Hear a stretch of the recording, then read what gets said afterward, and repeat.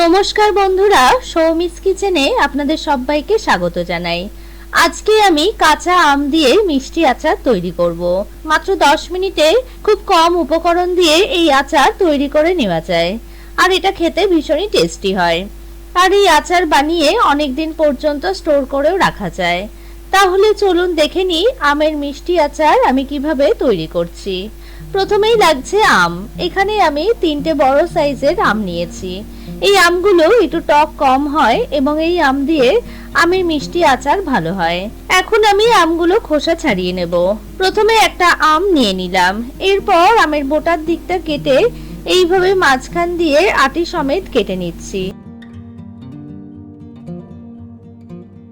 আমটা মাঝখান দিয়ে অর্ধেক করে নিলাম। এবার আমগুলো লম্বা লম্বা পিস করে খোসা সমেত কেটে নিলাম। এইভাবে বাকি আমগুলো আমি কেটে নিচ্ছি। আমের খোসাগুলো না ছাড়িয়ে খোসা সমেত আম দিয়েই আমি আমের আচারটা তৈরি করব। আর এই খোসা সমেত আমের আচার খেতে কিন্তু দুর্দান্ত হয়। আমগুলো সব কেটে নিয়েছি। এবার আমি আচারটা তৈরি করে নেব। এখানে একটা কড়াই নিয়েছি। এবার আমি একটা মশলা তৈরি করে নেব। প্রথমে আমি 1 টিস্পুন মৌরি দিয়ে দিলাম। এরপর হাফ টিস্পুন মেথি দিয়ে দিলাম। এবার 2 মিনিট সময় নিয়ে নাড়াচাড়া করে মেথি আর মৌরিটা একসাথে ভেজে নেব। এই মশলাটা গুঁড়ো করে আচারে দিলে ফ্লেভারটা কিন্তু খুব ভালো আসে। মশলাটা নাড়াচাড়া করে ভেজে নিয়েছি। এবার মশলাটা একটা মিক্সিং জারে ঢেলে গুঁড়ো করে নেব। মশলাটা আমি একটা পাত্রে ঢেলে রেখেছি। এবার আমি এই কড়াইয়ের মধ্যে 1 বাটি জল দিয়ে দিলাম। জলটা ফুটতে শুরু করেছে। এখন আমি 1 টিস্পুন লবণ দিয়ে দিলাম। এবার আমি এর মধ্যে 1 বাটি চিনি দিয়ে দিলাম। এরপর আরো হাফ বাটি চিনি দিয়ে দিলাম।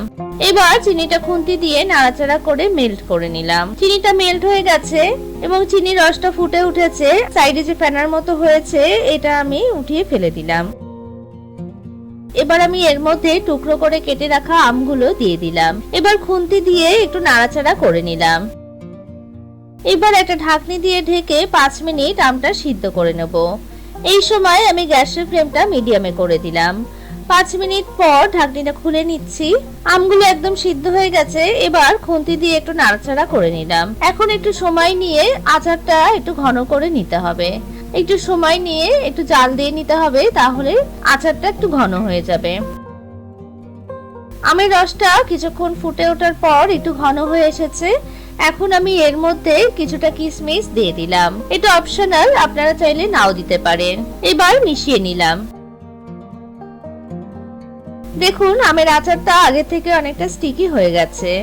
আমের আচারটা একদম তৈরি হয়ে গেছে। কত সহজেই এবং একদম কম সময়ে আচারটা তৈরি হয়ে গেল। এবার আমি যে ভাজা মশলাটা তৈরি করেছি সেটা 1 টিস্পুন নিয়ে উপর দিয়ে ছড়িয়ে দিলাম। এবার একটু মিশিয়ে নিলাম।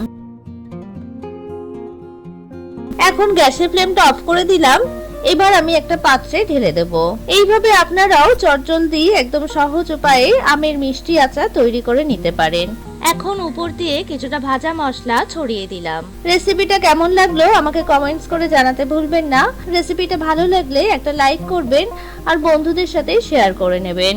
আর আমার চ্যানেলে নতুন বন্ধু হয়ে থাকলে চ্যানেলটিকে প্লিজ সাবস্ক্রাইব করে নেবেন আর পাশে থাকা বেল আইকনটা অবশ্যই প্রেস করে নেবেন, যাতে আমি চ্যানেলে নতুন ভিডিও আপলোড করার সাথে সাথে নোটিফিকেশন সবার আগে আপনাদের কাছে পৌঁছে যায়। আজকে আমি এখানেই শেষ করছি। পরে হাজির হয়ে যাব নতুন আরো একটা রেসিপির সাথে।